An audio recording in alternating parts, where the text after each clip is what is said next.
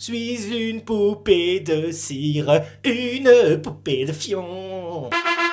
Le torche-cul. Buveur très illustre et vérolé très précieux, bonjour. Qui a le droit de faire ça à un enfant?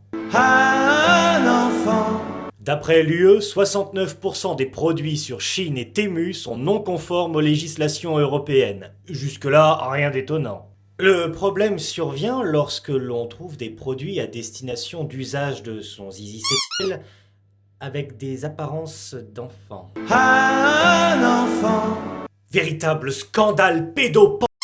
Le parquet de Paris a ouvert pas moins de 4 enquêtes contre Chine, Temu, AliExpress et Wish. Tout cela se place dans un contexte où le centre commercial parisien BHV devait aujourd'hui, 5 novembre, recevoir le géant de l'ultra fast fashion chinoise, Shein. Peuple français, réveille-toi! On va bientôt t'interdire les poupées gonflables en forme d'enfant! Encore une liberté que ton gouvernement t'arrache! Quelle sera la prochaine étape? Hein?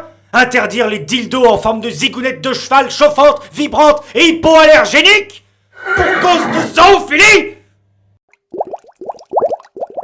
Ah, ça pue du cul pour Total. Après 3 années de bataille juridique, Total est enfin condamné par la justice. C'est la première fois pour une major pétrogazière dans le monde. Enfin, un beau dépucelage dans les règles de l'art.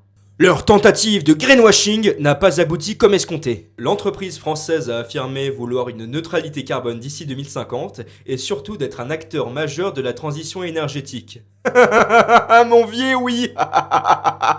D'après Carbon Major Influence Map, Total est la 4e plus grande entreprise privée du monde émettrice de CO2 avec un équivalent de 359 millions de tonnes. Ils se sont renommés Total Energies pour faire plus écolo, maintenant ils doivent payer le gros lot. On remet encore le couvert cette semaine, un banquet. À l'occasion de la sortie du dernier opus des aventures du gros Obélix et d'Astérix, l'aéroport Orly s'est renommé Orlix et est devenu un véritable village gaulois. Philippe Catherine, grimé en assurance Tourix, nous chante sa douce mélodie sucrée au sucre, pendant que 250 invités triés sur le volet se partagent pâté, morue, charcuterie portugaise et autres plats tout droit venus du marché de Rungis. Avec un tel engouement, la Gaule n'est pas près d'être au fond du trou.